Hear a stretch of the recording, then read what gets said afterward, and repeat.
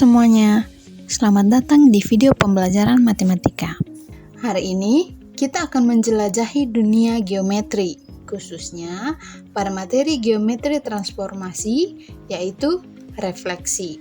Bersama saya, Emerinsyana Diana Indah, mahasiswi dari Program Studi Pendidikan Matematika, Fakultas Keguruan dan Ilmu Pendidikan, Universitas Nusa Cendana. Mungkin kalian bertanya-tanya, untuk apa sih kita belajar refleksi?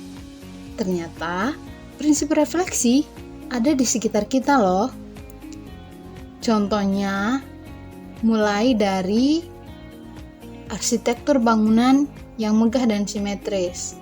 Lalu, desain tulisan pada mobil ambulans juga menggunakan prinsip refleksi agar bisa terbaca di spion dari kendaraan lain. Hingga mekanisme grafis dalam video game yang sering kita mainkan. Memahami refleksi membantu kita memahami banyak konsep simetri di dunia nyata. Maka dari itu, tujuan pembelajaran kita pada hari ini yaitu yang pertama, peserta didik mampu memahami pengertian dan sifat-sifat refleksi.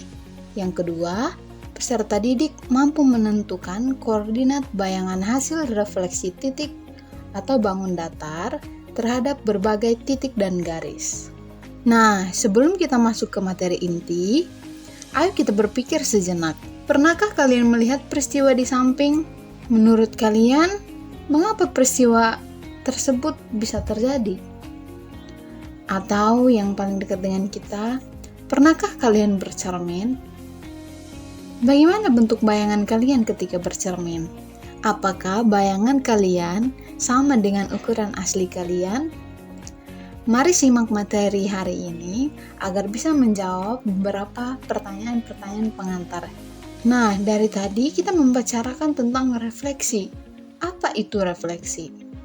Refleksi atau juga kita sebut sebagai pencerminan adalah transformasi yang memindahkan setiap titik pada suatu bidang atau suatu bangun geometri dengan menggunakan sifat benda yang bayangannya ada pada cermin datar.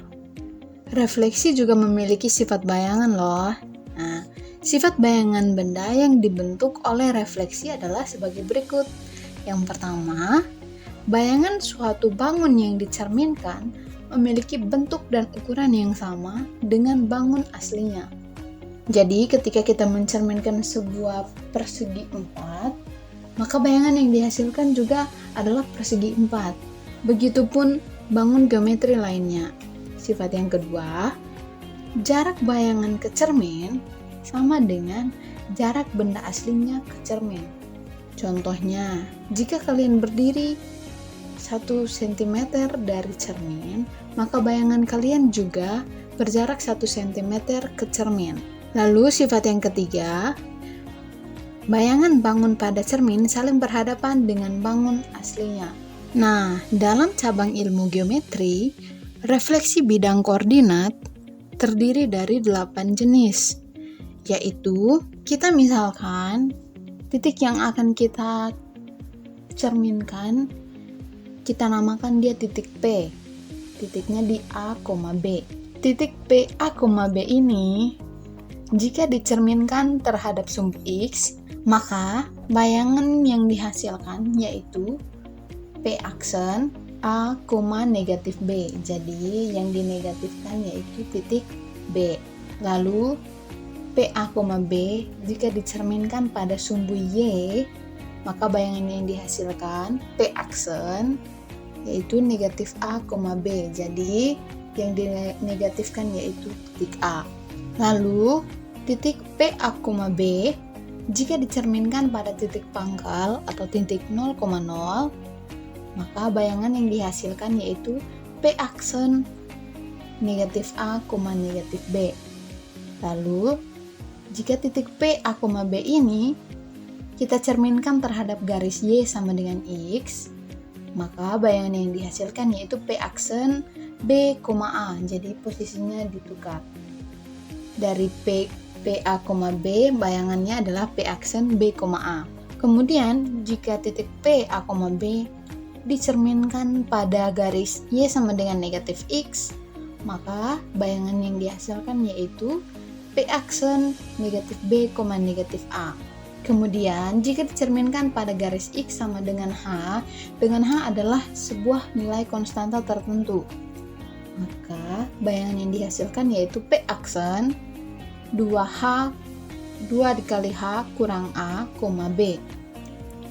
Kemudian jika titik P, AB ini kita cerminkan terhadap garis Y sama dengan K juga adalah sebuah nilai bilangan atau konstanta tertentu, maka bayangan yang dihasilkan yaitu P aksen A, 2K kurang B.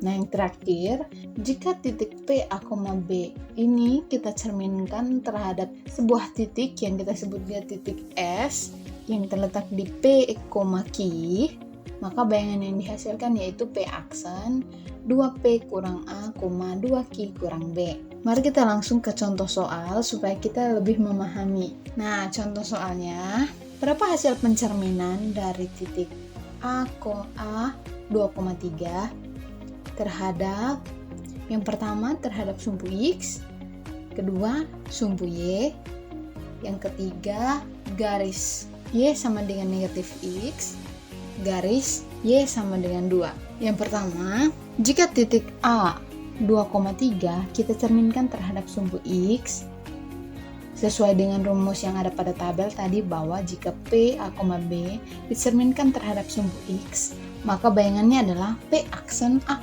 negatif B. Nah, dari soal kita ketahui bahwa titiknya yaitu A 2,3, maka A sama dengan 2, B sama dengan 3.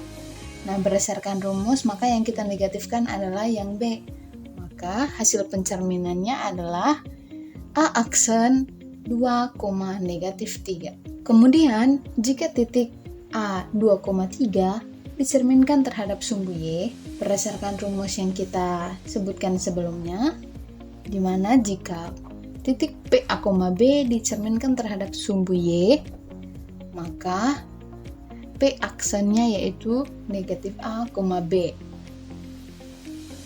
Di sini yang dinegatifkan yang A ya teman-teman. Dari soal diketahui A-nya itu 2 dan B-nya itu 3, maka hasil pencerminannya adalah A aksen negatif 2,3. Yang ketiga, titik A 2,3 dicerminkan terhadap garis Y sama dengan negatif X.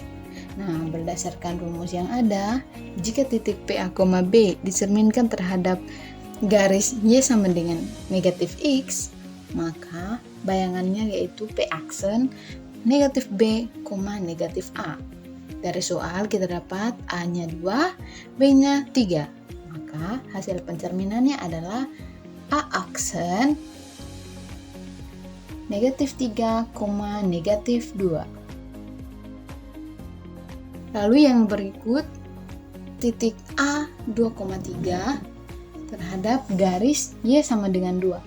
Berdasarkan rumus, apabila sebuah titik P, A, B dicerminkan terhadap garis Y sama dengan K yang tadi saya katakan bahwa K itu adalah sebuah konstanta tertentu, maka bayangan yang dihasilkan yaitu P aksen A, 2K kurang B. Nah, dari soal kita peroleh bahwa A-nya 2, B-nya sama dengan 3, dan K-nya adalah 2. Maka hasil pencerminannya adalah A aksen dalam kurung A-nya tetap, A-nya itu 2, berdasarkan rumus maka 2 dikali K, maka 2 dikali 2 dikurangi dengan B, B-nya adalah 3. Maka kita peroleh A aksennya yaitu 2, 2 kali 2 itu sama dengan 4, kurang 3 sama dengan 1. Maka diperoleh pencerminannya yaitu A aksen 2,1. Itu adalah beberapa contoh soal menerapkan sifat bayangan benda atau rumus-rumus yang bisa digunakan untuk menentukan hasil bayangan apabila sebuah titik tertentu kita refleksikan terhadap sebuah garis atau titik tertentu. Kalian bisa mencoba cari, karena tadi ada 8 sifat. Nah, saya cuma menggunakan 4 soal, maka kalian bisa refleksikan titik A 2,3 ini terhadap 4 lainnya. Nah, itulah tadi pembahasan kita mengenai refleksi. Semoga penjelasan ini memudahkan kalian dalam memahami konsep pencerminan dalam matematika. Terima kasih atas partisipasi dan perhatian kalian hari ini. Sebelum saya akhiri video ini, saya ingin mengingatkan satu hal penting untuk teman-teman semua. Sama seperti cermin yang memantulkan siapa diri kita, masa depan kita adalah cerminan dari pilihan yang kita buat hari ini. Maka dari itu, mari kita berpikir bijak dan menjauhi segala hal-hal yang akan mempengaruhi masa depan kita. Contohnya adalah narkoba. Beranilah untuk mengatakan tidak kepada narkoba. Jangan biarkan zat terlarang merusak impian dan memburamkan masa depan cerah kalian. Jadilah generasi yang sehat, cerdas, dan berprestasi tanpa narkoba. Sampai jumpa di video berikutnya.